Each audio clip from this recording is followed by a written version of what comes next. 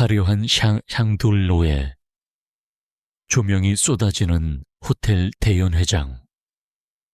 그 눈부신 금빛 물결 속에서 은숙은 자꾸만 작아졌다. 빌려 입은 한복의 소매 끝동이 해져 있는 것을 들킬까봐 그녀는 자꾸만 두 손을 맞잡아 감추었다. 오늘은 하나뿐인 딸 서연의 결혼식이다. 남편 없이 홀로 시장통에서 생선을 팔며 키운 딸이 번듯한 집안의 사위를 만나 이토록 대단한 곳에서 식을 올리게 된 것이 꿈만 같았다. 하지만 은숙의 가슴 한구석은 여전히 시렸다. 엄마, 오늘 정말 예뻐. 그러니까 고개 좀 들어. 신부 대기실에서 서연이 속삭였지만 은숙은 억지 미소만 지을 뿐이었다. 이 화려한 공간은 은숙에게 맞지 않는 옷처럼 불편했다. 그때였다. 연 회장 입구가 술렁이기 시작했다. 호텔 직원들이 일제히 허리를 숙이고 하객들의 시선이 한 곳으로 쏠렸다. 이 결혼식의 가장 귀한 손님, 서연에게 전액 장학금을 후원해준 강진그룹의 강진우 회장이 도착한 것이다. 은숙은 멀찍이 서서 그를 바라보았다. 검은색 세단에서 내려 천천히 걸어 들어오는 남자. 품격 있는 수트 차림에 차가운 듯 지적인 분위기가 흐르는 노신사. 은숙은 숨이 멎는 것 같았다. 설마, 아니지. 그럴 리가 없어. 그 얼굴, 눈매, 그리고 걸음걸이까지. 20년 전 베트남 건설 현장 사고로 싸늘한 주검이 되어 돌아왔다던 남편. 명식과 너무도 닮아 있었다. 은숙의 심장이 미친 듯이 뛰기 시작했다. 주위의 소음은 먼 곳의 이야기처럼 아득해졌다. 그녀는 홀린 듯 그를 향해 발걸음을 옮겼다. 강 회장의 축사를 위해 단상 옆에 잠시 멈춰섰다. 그는 웨이터가 내미는 샴페인 잔을 받기 위해 오른손을 뻗었다. 은숙의 시선이 그의 손등에 머물렀다. 눈부신 조명 아래 그의 오른손 엄지와 검지 사이 선명한 반달 모양의 흉터가 보였다. 20년 전 낫지를 서툴게 하던 남편이 다쳤을 때 은숙이 직접 된장을 바르고 정성껏 꿰매주었던 바로 그 자국이었다. 명식 씨. 은숙의 입술이 가늘게 떨렸다. 목소리는 차마 밖으로 나오지 못하고 목구멍에서 맴돌았다. 그녀는 자신도 모르게 그의 소매를 붙잡으려 손을 뻗었다. 그 순간 날카로운 향수 냄새와 함께 누군가 은숙의 앞을 가로막았다. 강 회장의 부인 한설이 여사였다. 실례지만 누구신데 이러시죠? 한 여사의 목소리는 부드러웠으나 얼음처럼 차가웠다. 그녀는 은숙의 해진 한복 소매와 투박한 손을 경멸 어린 시선으로 훑어내렸다. 아, 그게 아니라 이분이 은숙이 당황해 말을 더듬는 사이 강 회장이 고개를 돌려 은숙을 바라보았다. 은숙의 눈에 눈물이 고였다. 20년을 하루같이 그리워한 눈매였다. 하지만 그의 눈동자에는 아무런 감정도 없었다. 마치 길가에 놓인 이름 없는 돌덩이를 보듯 그는 무심하고 냉담한 시선으로 은숙을 스쳐 지나갔다. 여보, 아는 사람이에요.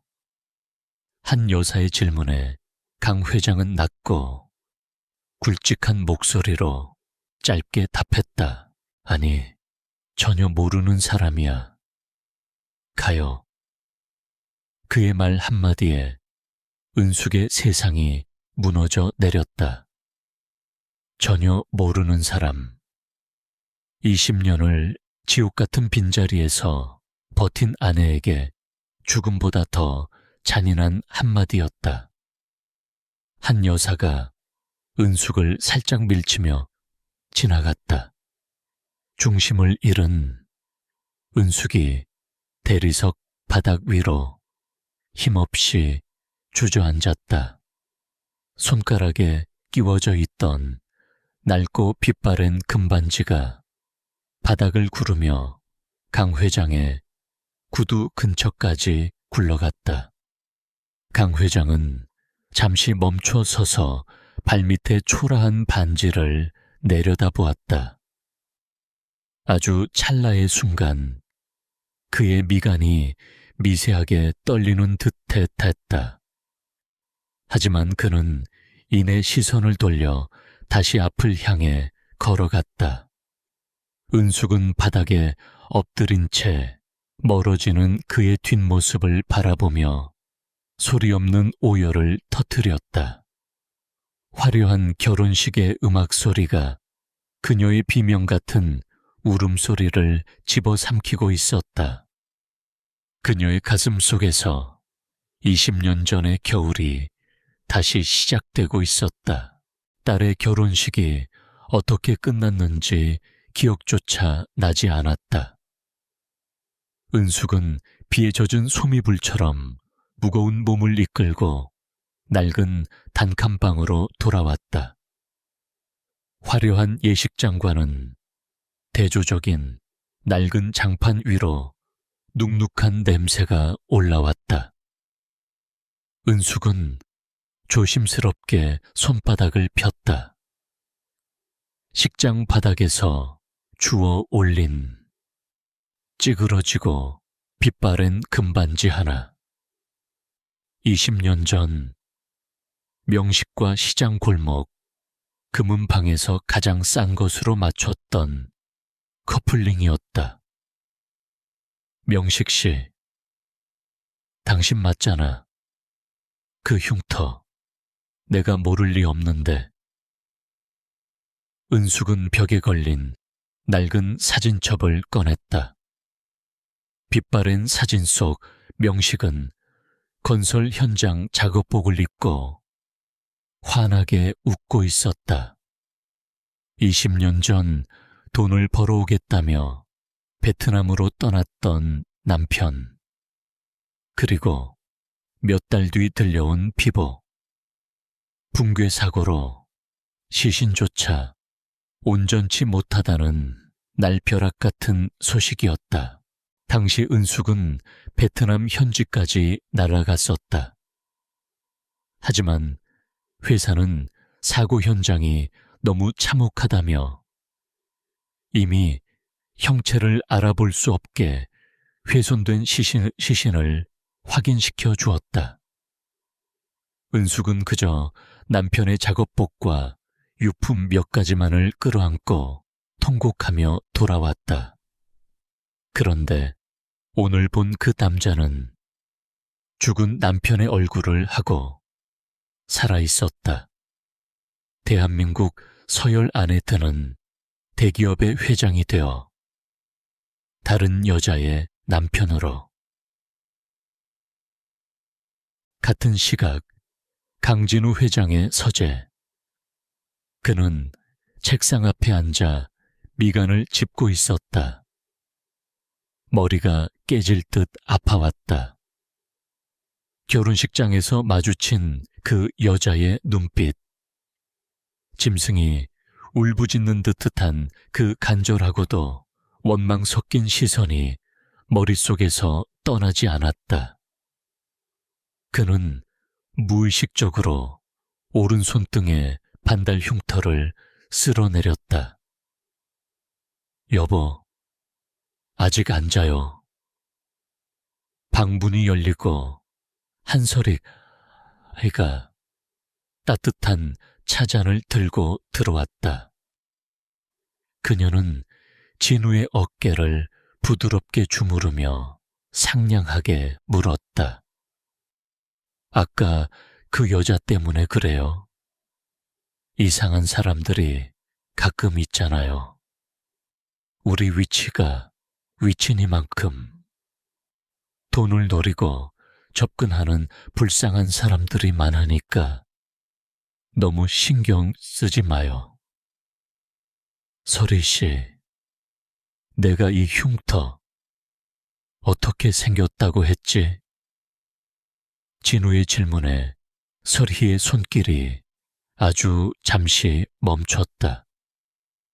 하지만 이내 화사한 미소를 지으며 답했다. 사고 때 생긴 거잖아요.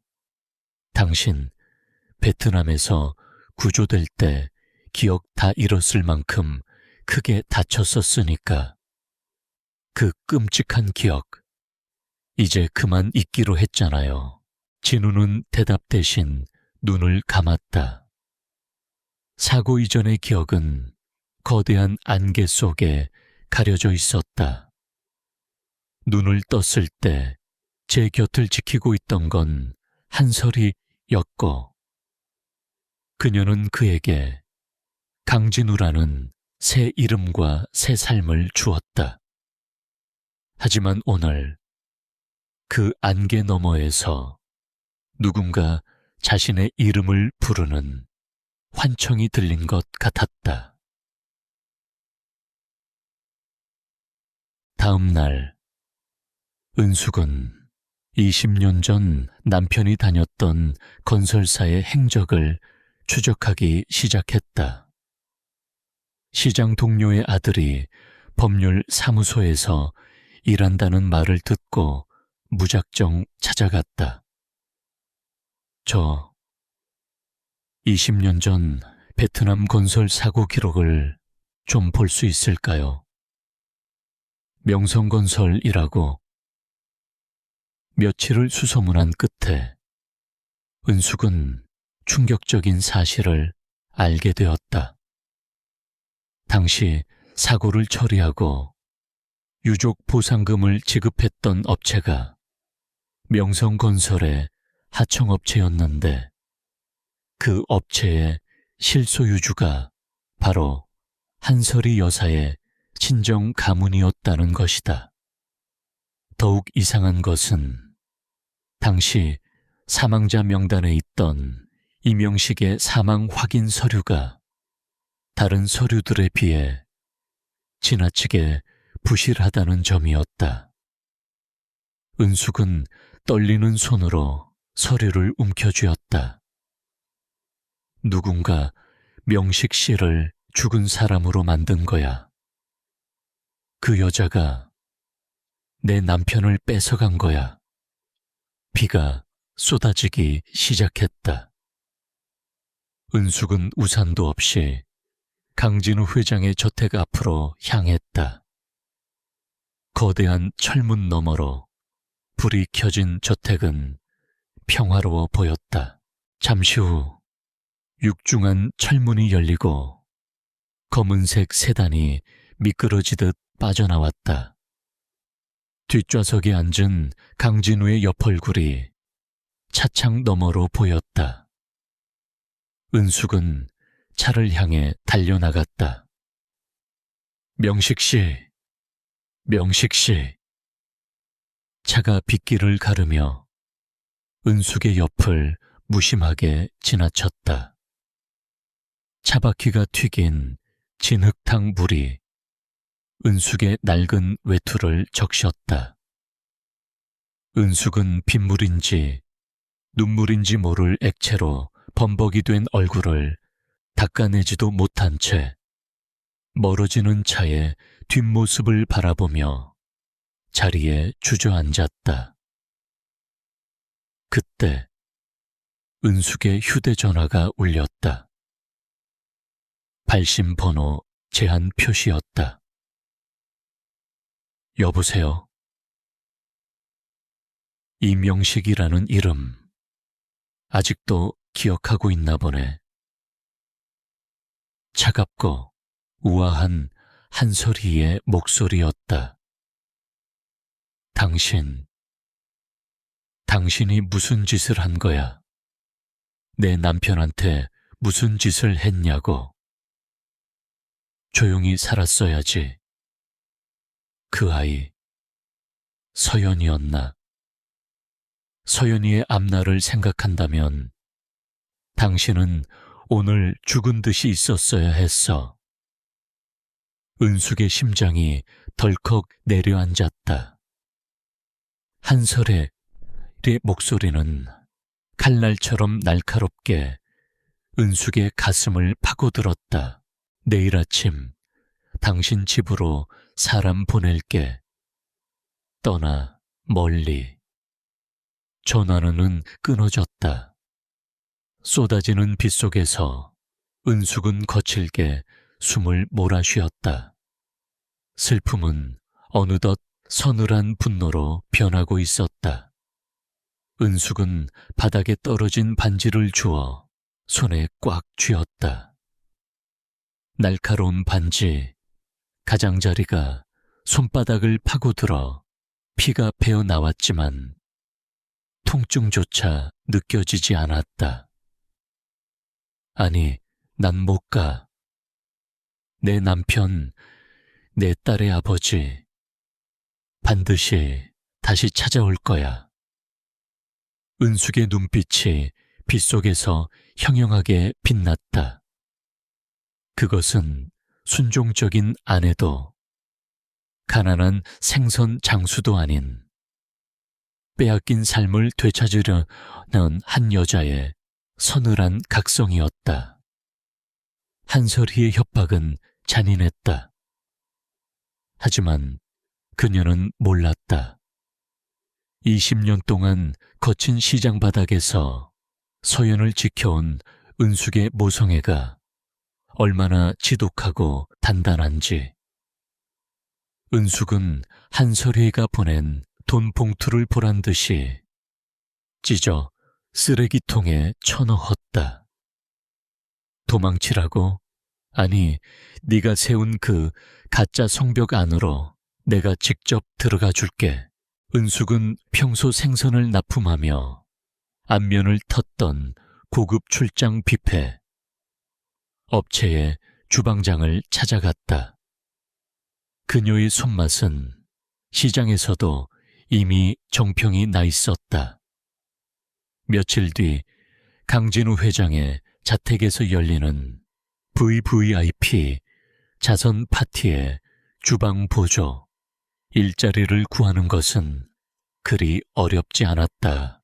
강 회장의 저택은 숨이 막힐 정도로 거대하고 차가웠다. 은숙은 주방 보조의 상징인 하얀 캡과 마스크를 깊게 눌렀었다. 파티가 시작되자 저택은 화려한 웃음소리로 가득 찼다. 하지만 은숙의 신경은 오직 한 사람, 연 회장 한복판에서 사람들에게 둘러싸인 강진우에게 향해 있었다. 창밖으로 굵은 빗줄기가 다시 쏟아지기 시작했다. 그때였다. 샴페인 잔을 들고 손님들과 대화하던 강진우가 미간을 찌푸리며 오른손 손목을 거칠게 주무르기 시작했다. 은숙의 심장이 덜컥 내려앉았다. 비가 오면 예전 사고 때 다쳤던 손목이 아리다고 했었지. 그것은 강진우 회장의 프로필 어디에도 나오지 않는 오직 명식과 은숙만이 아는 고질병이었다. 은숙은 쟁반을 든 손을 떨며 그에게 다가갔다. 따뜻한 차 한 잔 하시겠습니까? 낮게 변조한 목소리로 은숙이 물었다. 강진우가 고개를 돌려 그녀를 보았다.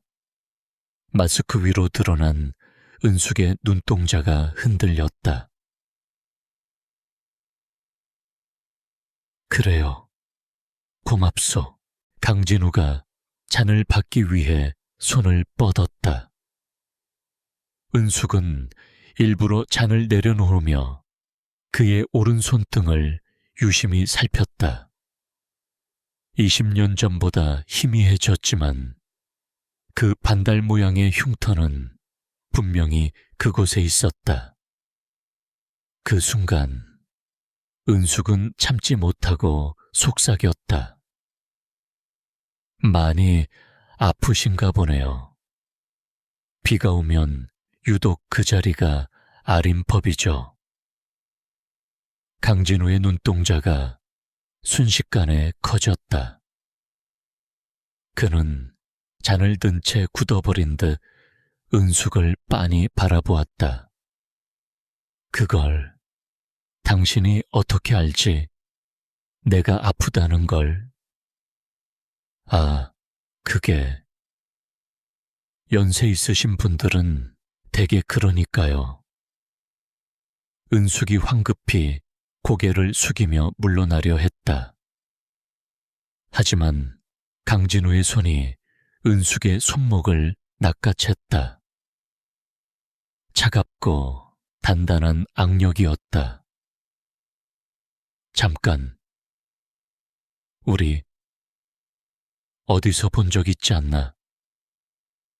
그의 목소리에 당혹감과 의구심이 뒤섞여 있었다. 20년의 세월도 한설의 산서우가 쳐놓은 기억의 장막도 본능적인 끌림까지는 막지 못한 것 같았다. 그때 등 뒤에서 서늘한 목소리가 들려왔다. 여보, 여기서 뭐 하세요? 한설아의 였다. 그녀는 화사한 드레스 자락을 휘날리며 다가와 강진우의 팔짱을 끼웠다. 그녀의 시선이 남편의 손에 잡힌 주방 보조, 즉 은숙에게 꽂혔다. 마스크 사이로 드러난 은숙의 눈을 확인한 한설이의 눈빛이 순식간에 사리로 번뜩였다. 하지만 그녀는 내색하지 않고 우아하게 미소 지었다. 이 아주머니가 실수를 했나 보네요. 내가 처리할 테니 당신은 가서 손님들 좀 챙겨요. 강진우는 무언가 더 말하고 싶은 듯 은숙을 번갈아 보았지만 이내 한설에게 성화에 못 이겨 자리를 뗐다. 멀어지는 그의 뒷모습을 보며 은숙은 주먹을 꽉 쥐었다. 한설아 해가 은숙의 곁으로 바짝 다가와 낮게 읊조렸다. 간이 부었구나. 감히 여기가 어디라고 기어들어와. 내 남편이 있는 곳이야. 여기가 아니라 지옥이라도 난 들어와. 은숙의 당당한 대꾸에 한설의 가가 헛웃음을 터뜨렸다. 남편? 저 남자는 강진우야. 내 남편이자 이 제국의 주인이지. 네가 알던 그 가난한 인부는 20년 전에 이미 죽었어. 한 번만 더 눈앞에 띄면 그땐 네 딸 서연이 인생도 진짜 죽는 거야. 알겠니? 한설의 씨는 은숙의 가슴팍을 손가락으로 거칠게 밀치고는 차갑게 돌아섰다. 그날 밤 강진우는 서재에서 혼자 위스키를 들이켰다. 머릿속이 어지러웠다. 주방 보조 여자의 목소리, 그리고 아까 보았던 그 애절한 눈빛이 가슴 한구석을 자꾸만 찔러댔다. 그는 서랍 깊숙한 곳에서 낡은 수첩 하나를 꺼냈다. 그가 사고 직후 구조되었을 때 품고 있었다는 유일한 물건. 하지만 한설이는 그것이 기억을 잃기 전 그가 적었던 업무 일지라고만 했다. 진우는 수첩의 빈 페이지들을 넘기다 멈췄다. 맨 뒷장에 아주 희미하게 누군가의 이름이 적혔다 지워진 흔적이 있었다. 은숙. 그 이름을 입 밖으로 내뱉는 순간 심장이 찢어질 듯한 통증이 몰려왔다. 그는 괴로운 듯 머리를 감싸 쥐었다. 한편 파티가 끝난 저택 뒷문으로 나온 은숙은 빗속을 걸으며 다짐했다. 명식 씨, 당신은 잊었어도 당신 몸은 기억하고 있어. 당신 영혼이 기억해낼 때까지 내가 포기 안 해. 은숙은 가방 속에서 미리 챙겨온 강진우의 찻잔을 꺼냈다. 그의 타액이 묻은 찻잔. 그녀는 그것을 소중하게 감싸 안았다. 이제 증명할 차례였다. 은숙은 떨리는 손으로 유전자 검사 센터에 봉투를 움켜쥐었다. 며칠 전 파티장에서 몰래 챙겨온 강진우의 찻잔, 그리고 딸 서연의 칫솔로 의뢰한 검사였다. 결과지가 든 종이는 얇았으나 그 안에 담긴 진실의 무게는 은숙의 삶 전체를 짓누르는 듯했다. 불일치. 결과지를 확인한 은숙의 눈동자가 힘없이 흔들렸다. 그럴 리가 없었다. 그 흉터, 그 말투, 비가 오면 아려오는 그 손목까지 모든 것이 명식인데 왜 서류는 아니라고 말하는 것일까? 그때 은숙의 뒤에서 서늘한 그림자가 드리워졌다. 기대가 컸나 봐. 하긴 20년 만에 로또라도 맞은 기분이었겠지. 한설이였다. 그녀는 우아한 트렌치코트, 자락을 휘날리며 검사센터 복도에 서 있었다. 그녀의 입가에 걸린 비열한 미소가 은숙의 심장을 찔렀다. 네가 손을 쓴 거지. 은숙이 결과지를 구기며 소리쳤다. 한설이는 천천히 다가와 은숙의 귓가에 낮게 읊조렸다. 이 바닥이 어떤 곳인지 아직도 모르는구나. 돈이면 유전자 지도도 다시 그릴 수 있는 게 세상이야. 넌 절대 강진우의 털끝 하나도 건드릴 수 없어. 왜냐하면 그는 내가 만든 작품이니까. 한설이는 은숙의 손목을 거칠게 낚아채며 구겨진 결과지를 빼서 바닥에 던졌다. 내 경고는 어제로 끝났어. 이제부터 네가 움직일 때마다 네 딸 서연이의 시댁 식구들이 네가 생선 비린내 풍기며 구걸하던 과거를 하나씩 알게 될 거야. 신혼여행에서 돌아오는 내 딸의 얼굴이 어떻게 변할지 기대되네.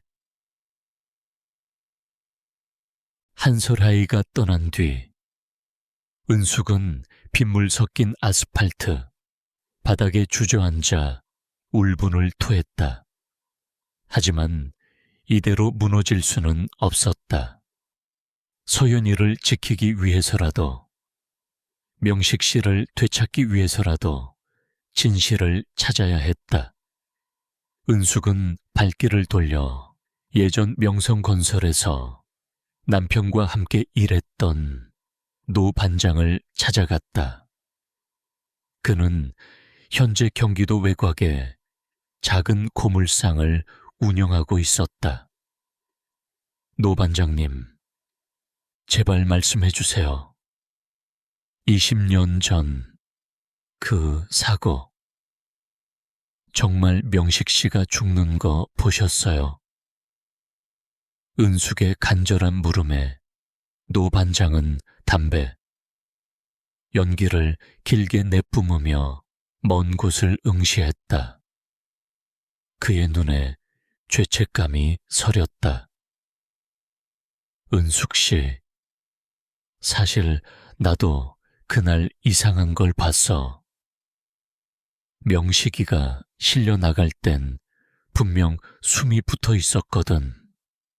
근데 한솔이 그 여자가 나타나더니 병원이 아니라 웬 검은 차에 명식이를 태워보내더라고. 그러고는 다음 날 바로 사망 확인서가 날아왔지. 노 반장의 고백에 은숙은 숨이 멎는 것 같았다. 그럼 그 시신은요?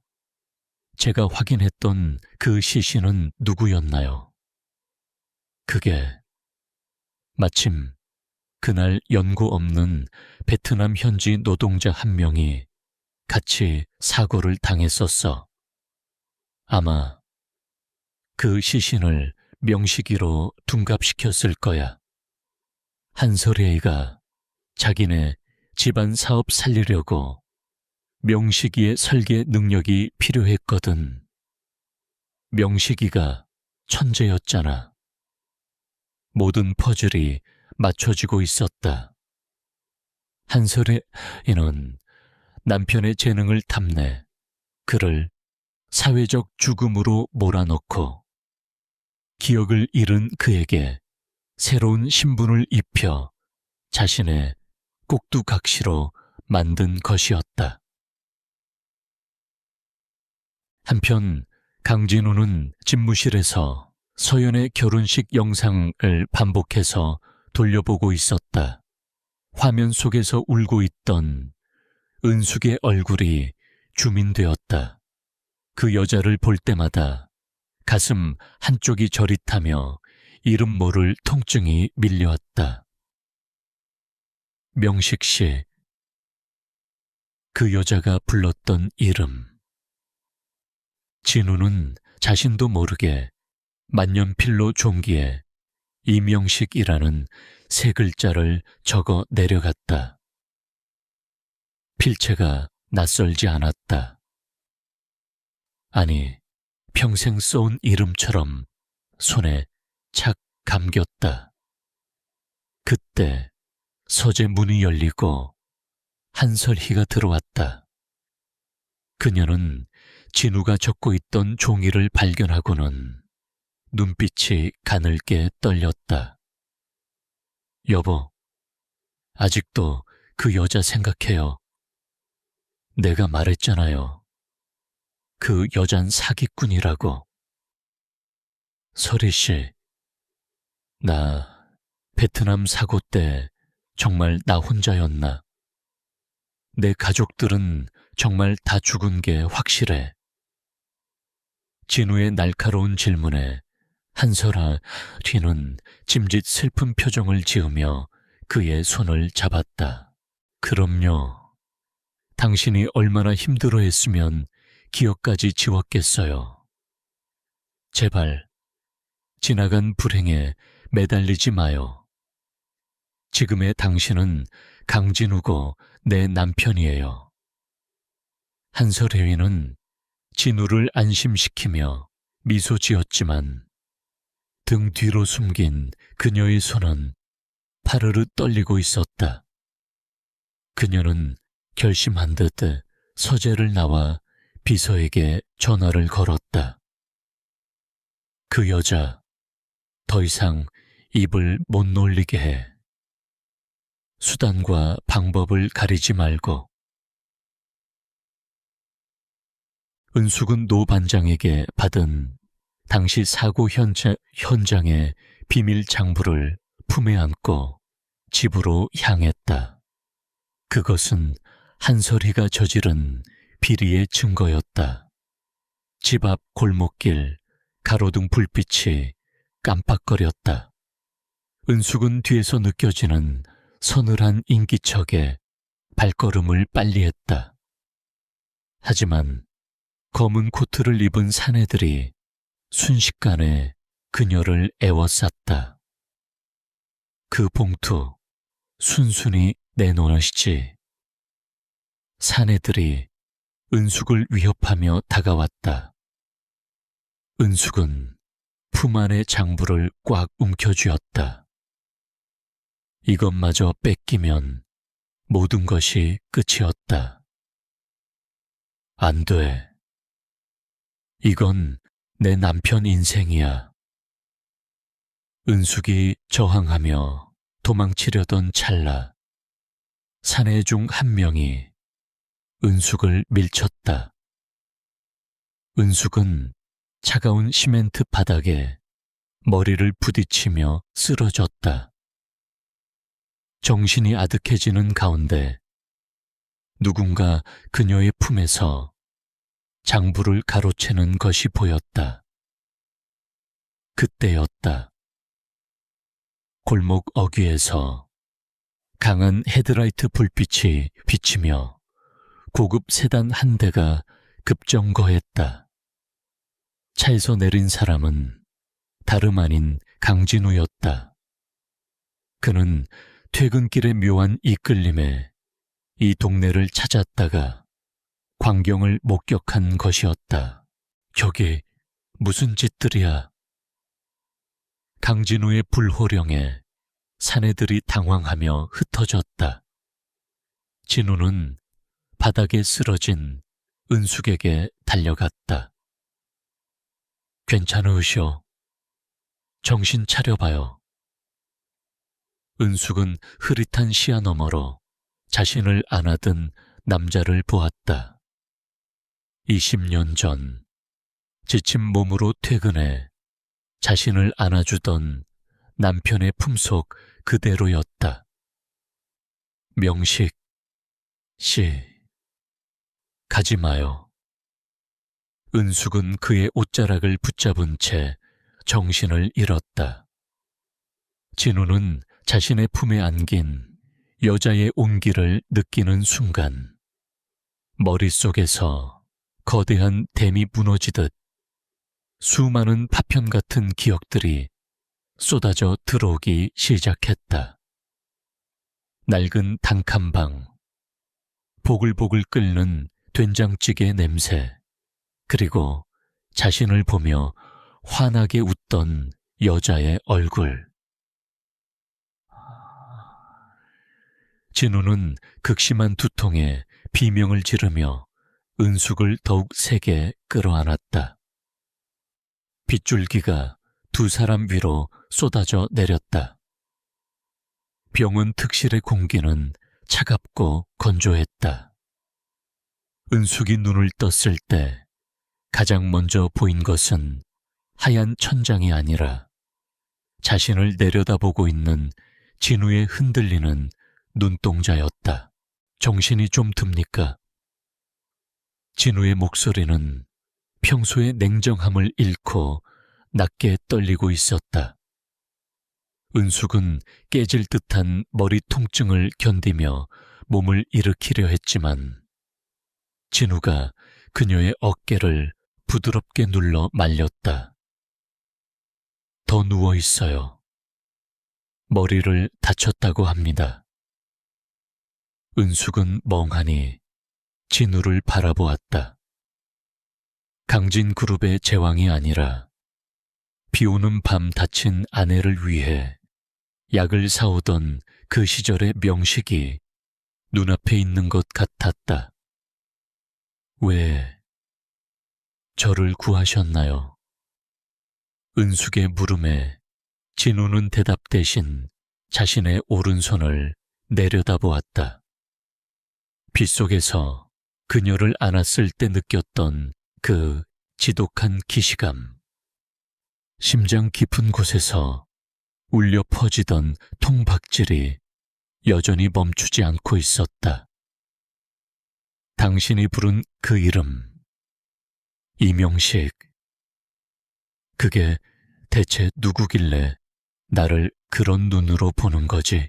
은숙은 입술을 깨물었다. 지금 모든 것을 말하면 한설희가 또다시 방해할 것이다. 유전자 검사 결과까지 조작하는 여자다. 은숙은 전략을 바꾸기로 했다.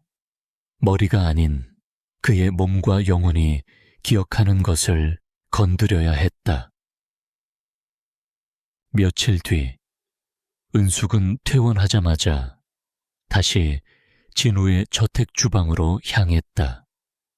한설의위는 진우의 아침 식사를 챙긴다는 핑계로 은숙의 출입을 철저히 금지하려 했지만 진우가 예상외로 강하게 나왔다. 그 아주머니가 만든 음식이 입에 맞더군. 당분간 내 식사는 그분이 전담하게 해. 진우의 명령에 한설아 이는 입술을 파르르 떨었지만 의심을 살까봐 일단 물러섰다. 대신 그녀는 주방에 감시 카메라를 설치하고 은숙의 일거수일투족을 감시했다. 은숙은 정성스럽게 미역을 불렸다. 그리고 시장에서 공수하수 해온 질 좋은 바지락과 함께 남편이 유독 좋아하던 비법 재료를 꺼냈다. 바로 다진 생강 한 꼬집과 직접 구운 천일염이었다. 비린내를 잡고 뒷맛을 알싸하게 만드는 이 방식은 은숙의 고향집에서만 내려오는 비밀이었다. 명식은 생전 이 미역국 한 그릇이면 세상 부러울 게 없다고 말하곤 했다. 서재에서 서류를 보던 진우는 문틈으로 새어 들어오는 냄새에 손에 든 펜을 멈췄다. 20년 동안 한 번도 느껴본 적 없는, 그러나 세포 하나하나가 기억하고 있는 듯한 그리운 향기였다. 그는 홀린 듯 다이닝 룸으로 내려갔다. 식탁 위에는 김이 모락모락 나는 미역국 한 그릇과 소박한 반찬 몇 가지가 차려져 있었다. 은숙은 멀찍이 서서 숨을 죽인 채 그를 지켜보았다. 진우가 숟가락을 들어 국물을 한 입 떠 넣었다. 따뜻한 국물이 목을 타고 넘어가는 순간 진우의 손이 멈췄다. 알싸한 생강향과 깊은 바다의 맛. 그의 머릿속에 갑자기 섬광 같은 환영이 스쳐 지나갔다. 좁은 부엌, 희뿌연 수증기 속에서 국자를 들고 환하게 웃던 젊은 여자. 여보, 생일 축하해요. 내가 당신 좋아하는 생강 미역국 끓였어. 환청처럼 들려온 그 목소리에 진우의 눈에서 눈물 한 방울이 툭 떨어져 국물 속으로 들어갔다. 그는 영문도 모른 채 숟가락을 놓지 못하고 어깨를 들썩이며 미역국을 삼켰다. 이 맛, 나 알고 있어. 진우가 젖은 목소리로 중얼거렸다. 은숙은 참지 못하고 그에게 다가갔다. 기억나시나요? 당신이 가장 좋아하던 그 국이에요. 진우가 고개를 들어 은숙을 보았다. 그의 눈동자는 혼란과 고통, 그리고 찰나의 그리움이 소용돌이치고 있었다. 그는 은숙의 거친 손을 덥석 잡았다. 당신, 대체 누구야? 나한테 무슨 짓을 한 거야? 명식 씨, 제발. 은숙의 애절한 외침이 거실에 울려 퍼질 때 문이 거칠게 열렸다. 한설아가 차가운 얼굴로 서 있었다. 지금 여기서 뭐 하시는 거죠? 한설의 등장에 진우는 황급히 손을 놓았지만 눈가의 눈물 자국까지는 숨기지 못했다. 한설아, 이는 식탁 위의 미역국을 경멸스럽게 바라보았다. 이런 천박한 음식으로 내 남편을 현혹하다니. 당장 나가. 한설애가 은숙을 밀치려 하자 진우가 차가운 목소리로 가로막았다. 그만해, 설이씨. 내가 부른 거야. 진우는 체여으로 한설알, 설이씨라고 차갑게 불렀다. 항상 다정하던 남편의 변화에 한설이 하하 얼굴이 공포로 일그러졌다. 진우는 은숙을 빤히 바라보며 한자 한자 내뱉었다. 내일부터 이분 주방이 아니라 내 개인 비서실로 출근하도록 해. 내가 확인할 게 좀 있어서 말이야. 그것은 은숙에게 내미는 구원의 손길이자 한설알 희를 향한 선전포고였다. 비서실로 첫 출근을 하던 날, 은숙은 투박한 생선 장수의 옷을 벗고 단정한 정장을 입었다. 하지만 거울 속 자신의 모습보다 그녀를 더 긴장하게 만든 것은 회장실 문을 열자마자 느껴지는 서늘한 공기였다. 한설이는 결코 만만한 여자가 아니었다. 그녀는 은숙을 내쫓는 대신 더 정교하고 잔인한 방법을 선택했다. 바로 강진우의 정신을 무너뜨리는 가스라이팅이었다. 여보, 요즘 환청이 심해진 것 같아서 최 박사님을 모셨어요. 은숙이 차를 들고 회장실로 들어갔을 때 한설혜인은 중후한 차림에 정신과 전문의와 함께 진우의 곁을 지키고 있었다. 진우는 초조한 듯 손가락을 까닥거리며 책상 앞에 앉아 있었다. 환청이라니. 내가 어제 분명히 들었다고 했잖소. 그 아주머니가 만든 음식에서 옛날 기억이. 진우씨, 그건 뇌가 만들어낸 가짜 기억이에요. 최 박사가 부드럽지만 단호한 목소리로 말을 잘랐다. 사고 후유증으로 인한 해리성 장애입니다. 낯선 사람에게서 익숙함을 느끼고 싶어 하는 무의식이 환각과 환청을 만들어내는 거죠. 지금 곁에 있는 이 아주머니도 당신의 병증을 자극하는 위험 요소일 뿐입니다.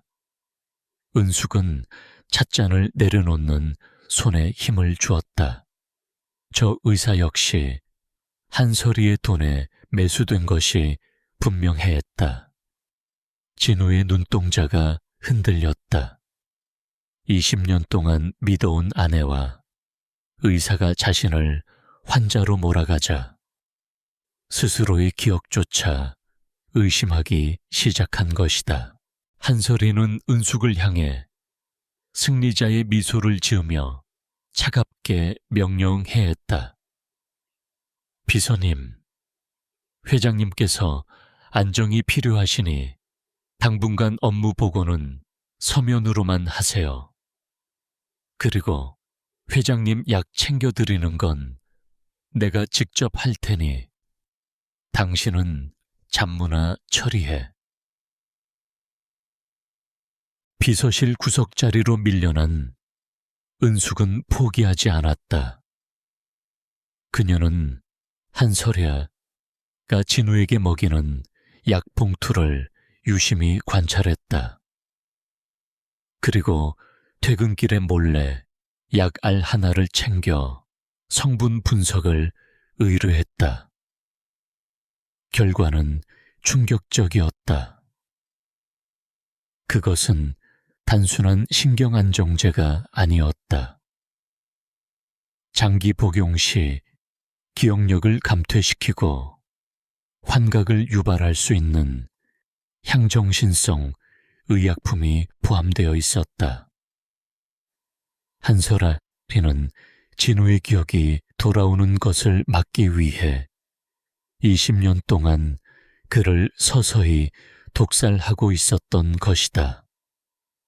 은숙은 분노로 온몸이 떨렸다. 명식 씨를 산송장으로 만들고 있었어. 그 고운 사람을. 그날 오후 한설희가 잠시 자리를 비운 사이 은숙은 회장실로 뛰어 들어갔다.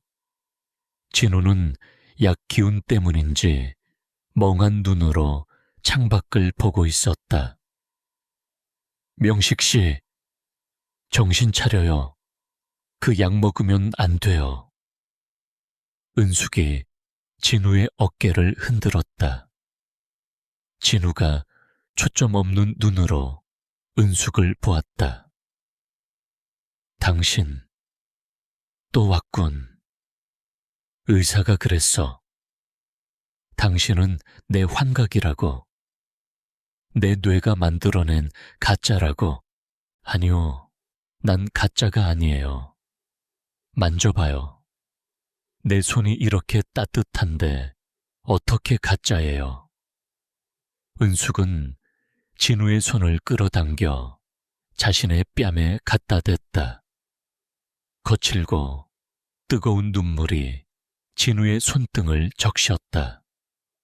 그 온기에 진우의 눈동자가 아주 잠시 맑아졌다. 이 눈물 뜨거운데 이 약 드시지 마세요. 한설이가 당신을 속이고 있어요. 당신은 강진우가 아니라 이명식이에요. 우리 딸 서연이의 아버지라고요. 은숙이 품 안에서 딸 서연의 어린 시절 사진을 꺼내 보여주려던 찰나 회장실 문이 거칠게 열렸다. 뭐 하는 짓이야? 한설희의 비명 같은 고함이 터져나왔다. 그녀는 번개처럼 달려와 은숙의 손에 든 사진을 낚아채 찢어버렸다. 경비 불러 당장 이 여자 끌어내. 은숙은 보안 요원들에게 팔이 붙잡힌 채 끌려나갔다. 한설이는 바닥에 떨어진 사진 조각들을 구두로 짓밟으며 진우에게 매달렸다. 여보, 봤죠? 저 여자가 당신을 해치려 하잖아요. 어서 이 약 먹고 안정을 취해요. 한설이 떨리는 손으로 진우의 입에 다시 약을 밀어 넣었다. 끌려나가는 은숙의 시선과 약을 삼키는 진우의 시선이 허공에서 애처롭게 부딪혔다. 그날 밤 은숙은 저택 뒷마당 쓰레기통을 뒤져 찢어진 사진 조각들을 찾아냈다. 빗물에 젖어 엉망이 된 서연의 얼굴을 닦으며 은숙은 피눈물을 흘렸다. 하지만 수확은 있었다. 끌려 나오기 직전 진우의 눈빛이 분명히 흔들리는 것을 보았다. 그리고 다음 날 은숙의 책상 위에 낯선 쪽지 하나가 놓여 있었다. 오늘 밤 11시 서재 뒷문으로 오시오.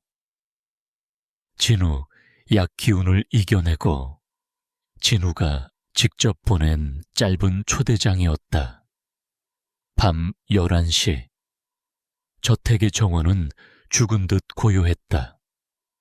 은숙은 경비원들의 눈을 피해 서재 뒷문의 어두운 그림자 속으로 몸을 숨겼다.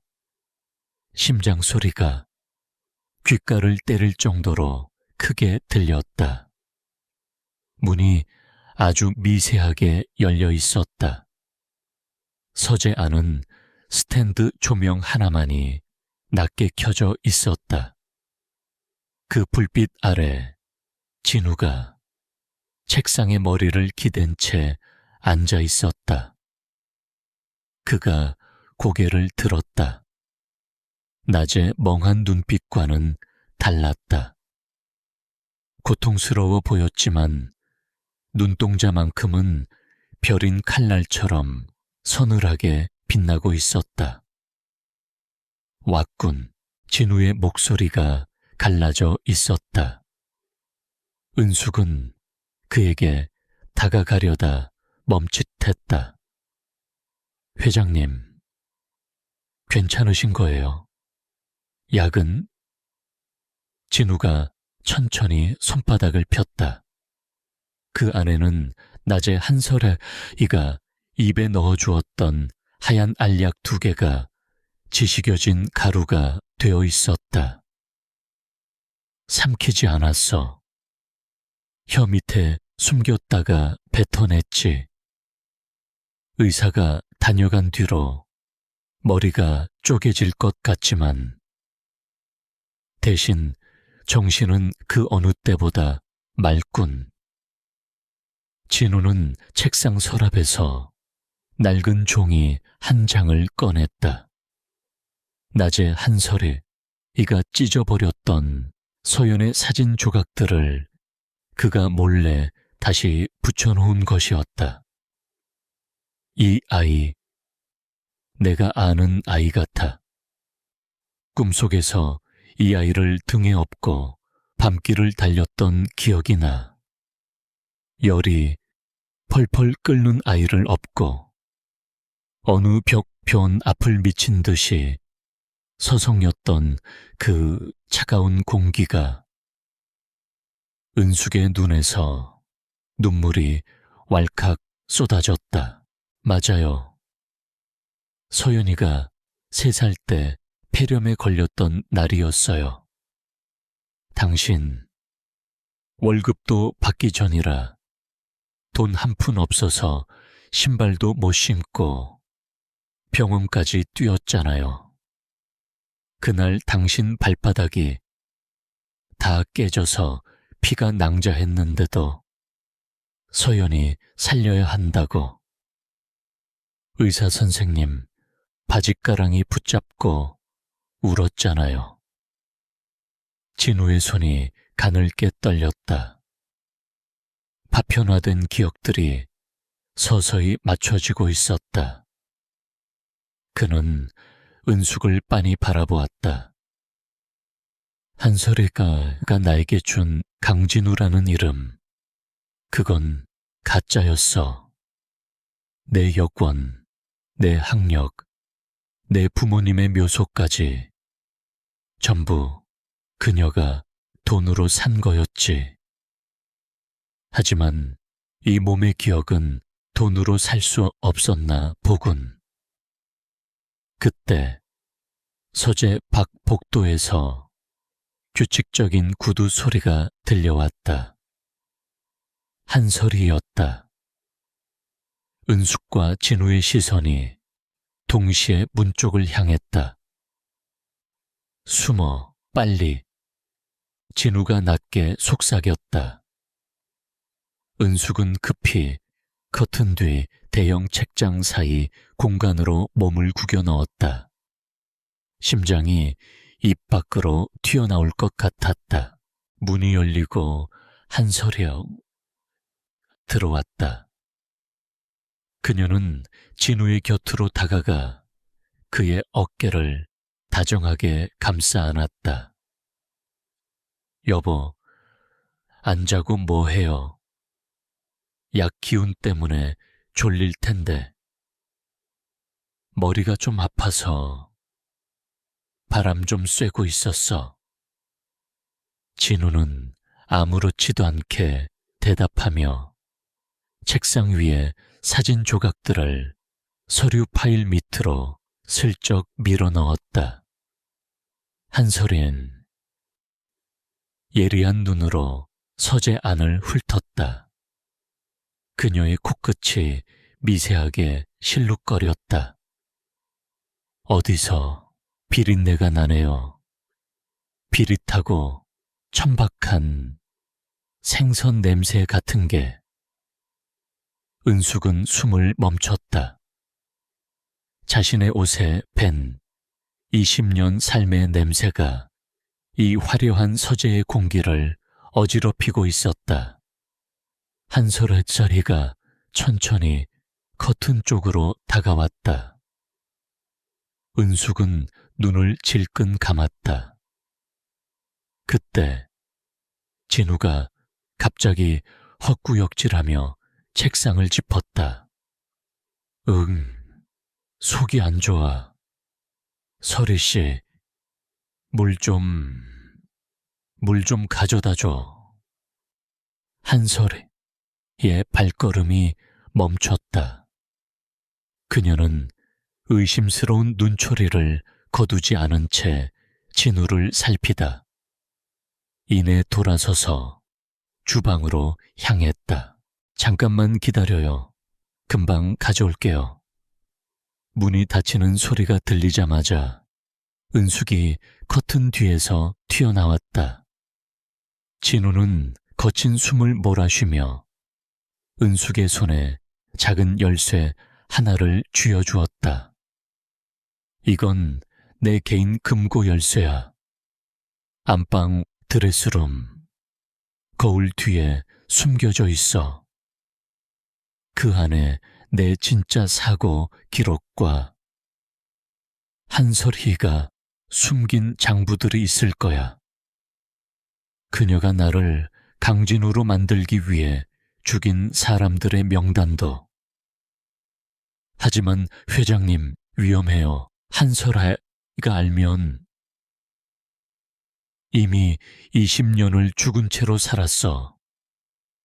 더는 그렇게 못해. 진우의 눈빛은 단호했다. 내일 밤 한설이가 재단 자선 파티에 참석하느라 집을 비울 거야. 그때 금고를 열어. 그리고 그걸 가지고 서연이에게 가. 은숙은 열쇠를 가슴 깊숙이 품었다. 그것은 남편의 인생을 되찾을 마지막 희망이었다. 은숙이 뒷문으로 빠져나가려는 찰나 진우가 그녀의 손목을 잡았다. 20년 만에 처음으로 그가 그녀의 이름을 불렀다. 은숙아. 익숙한 부름에 은숙의 발걸음이 멈췄다. 미안하다. 너무 오래 걸려서. 은숙은 대답 대신 고개를 끄덕이며 빗속으로 뛰어나갔다.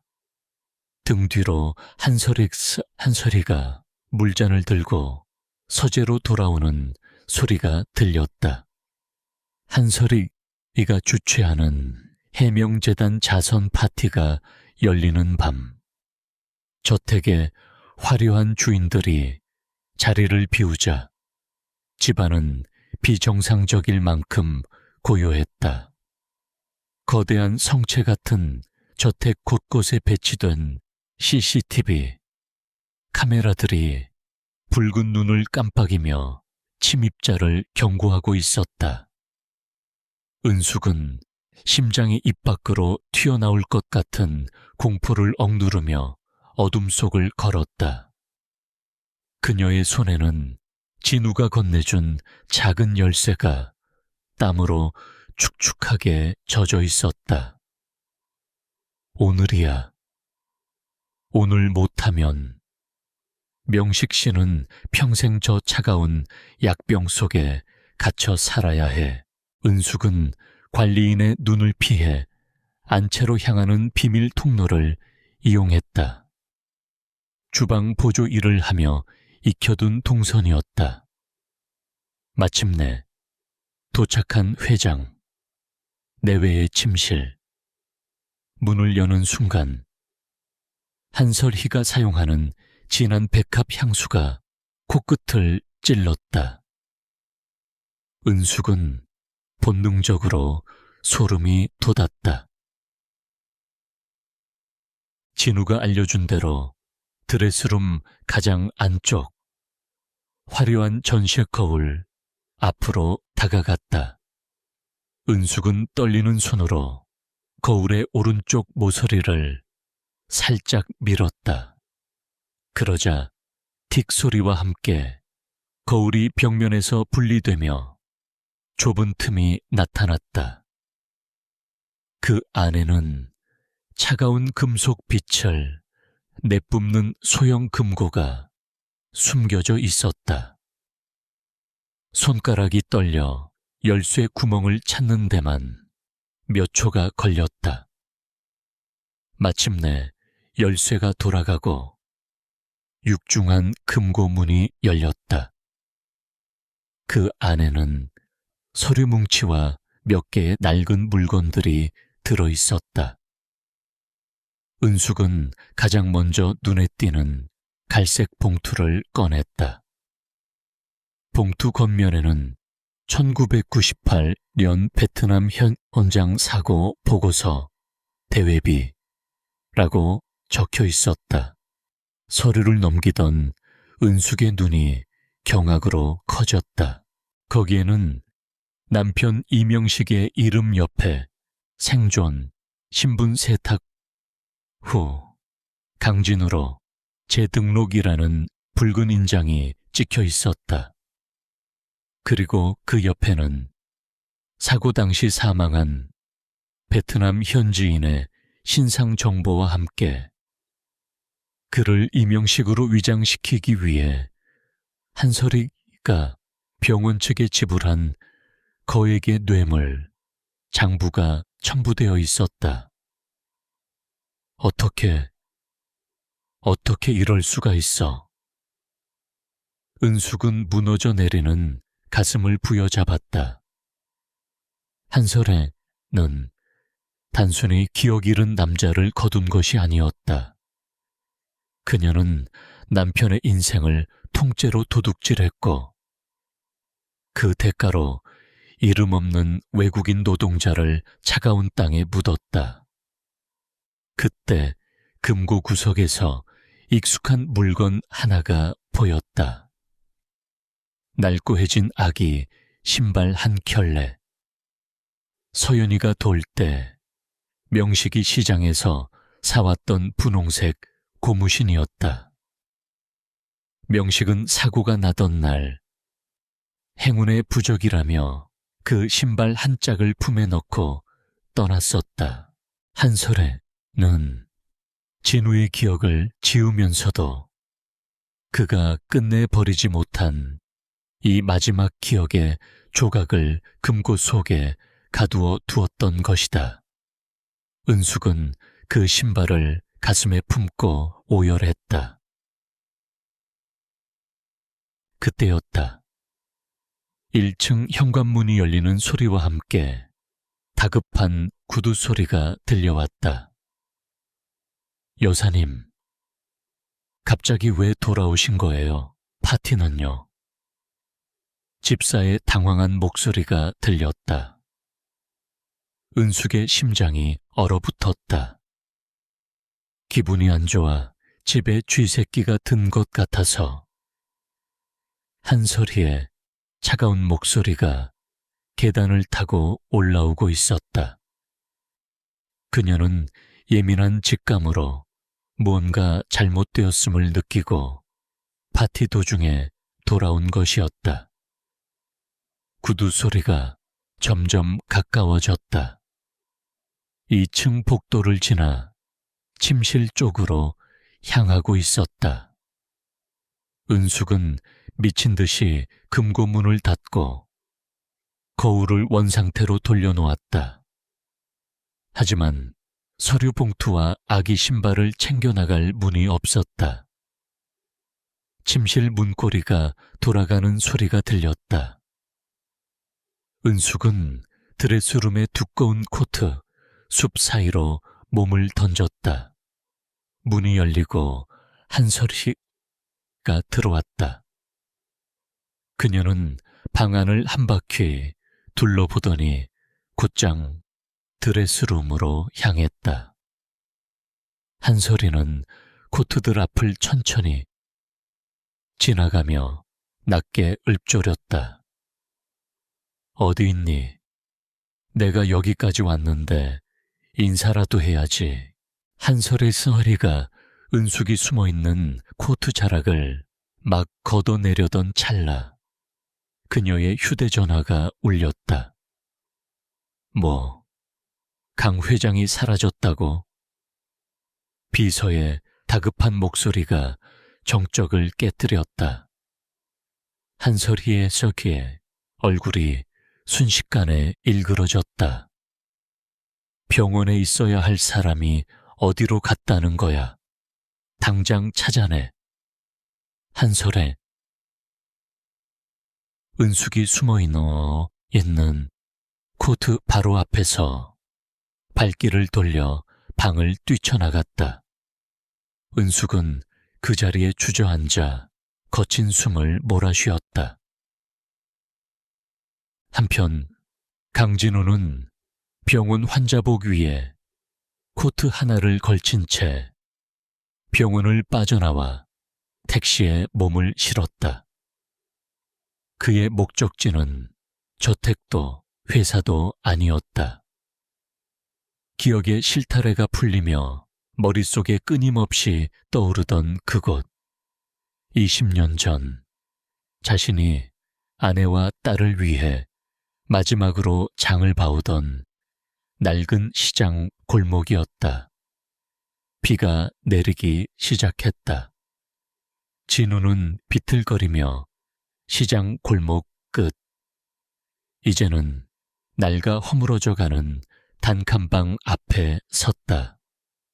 그곳은 은숙이 20년째 떠나지 못하고 지켜온 삶의 터전이었다.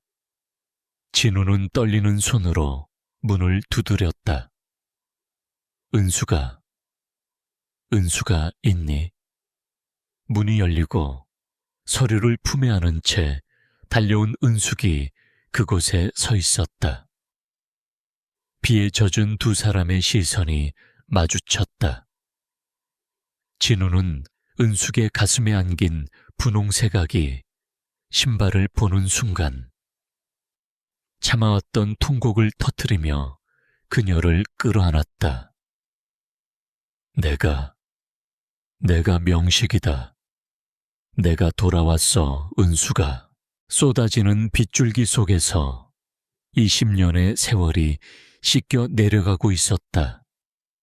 하지만 저 멀리 한설이가 보낸 검은 차들의 헤드라이트가 어둠을 뚫고 그들을 향해 다가오고 있었다. 빗줄기는 더욱 굵어져 앞이 보이지 않을 정도였다.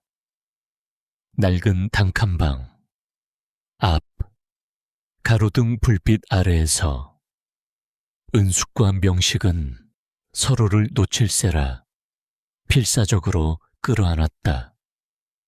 20년의 세월이 이 한 번의 포옹에 응축되어 있었다. 명식의 어깨가 짐승의 울음소리를 내며 들썩였다. 은수가 미안하다. 내가 너무 늦었지. 이 못난 놈이 당신이랑 서연이를 지옥에 두고 나 혼자 천국에서 살았어. 아니에요, 명식씨. 살아있어 줘서, 이렇게 돌아와 줘서 고마워요. 그거면 됐어요.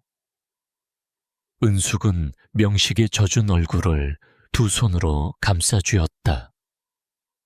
하지만 감동을 만끽할 시간은 길지 않았다. 골목 어귀를 가득 메운 검은 세단들의 라이트가 두 사람을 잔인하게 비추었다. 타이어가 빗길에 미끄러지는 날카로운 소리와 함께 문들이 일제히 열렸다. 검은 우산들이 대열을 갖추며 펼쳐졌고 그 사이로 한설의 희가 걸어 나왔다. 그녀의 킬힐이 빗물 고인 아스팔트를 날카롭게 찍어 눌렀다. 참 눈물겨운 상봉이네. 20년 만에 돌아온 남편과 시장통 생선 장수 아내라니. 삼류 드라마도 이보단 고급스럽겠어. 한설의 목소리는 평소보다 더 낮고 서늘했다. 그녀는 부들부들 떨고 있는 은숙의 품 안, 삐져나온 서류 봉투와 분홍색 아기 신발을 꿰뚫어 보듯 응시했다. 여보, 아니, 강진우 회장님, 그만하고 이쪽으로 와요. 당신 지금 약 기운 때문에 헛것을 보고 있는 거야. 저 여자가 당신을 납치해서 세뇌하고 있다고. 명식은 은숙의 앞을 가로막아 서며 한설의 희를 쏘아보았다. 그의 눈빛에는 예전의 혼란이나 두려움은 없었다. 오직 서리빨 같은 분노만이 서려 있었다. 닥쳐. 내 몸에 그 더러운 약을 쏟아붓고 내 아내와 자식을 지운 대가, 내가 어떻게 치르게 해줄지 기대하는 게 좋을 거야. 난 강진우가 아니야. 내 이름은 이명식이다. 한설이의 인매가 비틀렸다. 그녀는 천천히 다가와 명식의 귀에 대고 낮게 속삭였다. 이명식, 그래, 그렇게 불러줄게. 그럼 당신 딸 서연이는 어떻게 될까? 재벌 회장의 후원을 받은 인재가 아니라 신분 세탁한 범죄자 아버지를 둔 사기꾼의 딸이 되겠지. 이제 막 시댁에서 자리 잡으려는 그 애 인생을 당신이 직접 짓밟고 싶은 거야. 명식의 주먹이 떨렸다. 한설이는 은숙을 향해 시선을 돌렸다. 이봐, 은숙 씨. 당신이 가진 그 서류. 그거 세상에 나가는 순간 명성건설 비리도 터지겠지만 강진그룹도 무너져. 그럼 서연이 시댁에서 가만히 있을까? 그 집안, 체면 빼면은 시체인 거 당신이 더 잘 알잖아. 은숙은 품 안의 아기 신발을 더 꽉 쥐었다. 딸을 볼모로 잡은 협박. 그것은 엄마인 은숙에게 가장 치명적인 칼날이었다. 하지만 은숙은 이번에는 고개를 숙이지 않았다. 서연이는 자기 아버지가 어떤 사람인지 알 권리가 있어. 비겁하게 숨어 사는 부모보다 진실을 밝히고 당당하게 서는 부모를 더 자랑스러워할 거야. 한솔이, 넌 사람의 마음을 돈과 체면으로만 계산하지. 그래서 네가 명식 씨를 20년이나 가두고도 끝내 가지지 못한 거야.